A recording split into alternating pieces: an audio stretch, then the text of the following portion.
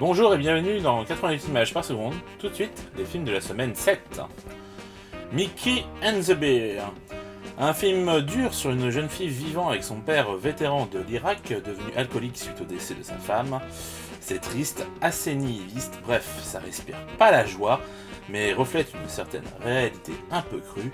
6 sur 10. Un divan à Tunis. Une satire sociale, pleine de vie et d'humour, c'est drôle, on passe un très bon moment, avec de surcroît l'excellente golfichtée Farhani, 7 sur 10. Queen and Slim, un film dans la lignée du cinéma afro-américain de ces dernières années, qui critique une police blanche trop souvent raciste. Certes, le film ne fait pas dans la finesse, mais se présentant comme une relecture moderne de Bonnie and Clyde, avec des personnages plus sages, leur seul véritable crime étant réalisé en cas de légitime défense. Pour ma part, je trouve qu'on passe un bon moment, qu'on a envie de savoir comment va finir cette chasse à l'homme. Après, je comprends tout à fait que ça ne plaise pas à tout le monde. Bref, 7 sur 10. À tous les garçons, PS, je t'aime toujours. Ce deuxième opus est moins bon que le premier, même si on est content de retrouver ces personnages.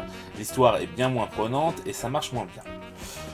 Et contrairement au premier film qui se suffisait à lui-même, celui-là donne vraiment l'impression d'être un épisode de série dont on attend une suite. Donc 6 sur 10. Le Prince oublié. Les personnages et événements du film sont soit pas assez, soit mal travaillés. Finalement, le monde imaginaire vendu par les bandes annonces n'est là que pour combler les faiblesses du scénario principal. C'est dommage. Pour moi, il y avait le moyen d'en faire un film référent sur la relation père-fille, mais ce n'est pas le cas. 5 sur 10. 2. Un très joli film, doux et triste à la fois. Les comédiennes sont justes et admirablement mises en valeur par la mise en scène. Un film sur le regard des autres, notamment des proches, mais également sur la vieillesse, l'homosexualité, à voir absolument. 7 sur 10. La fille au bracelet.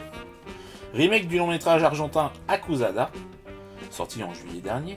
Cette nouvelle mouture n'apporte pas grand chose, le personnage principal féminin est bien moins intéressant, même si les autres différences permettent à ce film d'être peut-être un peu moins mauvais que son aîné, mais rien de transcendant pour autant.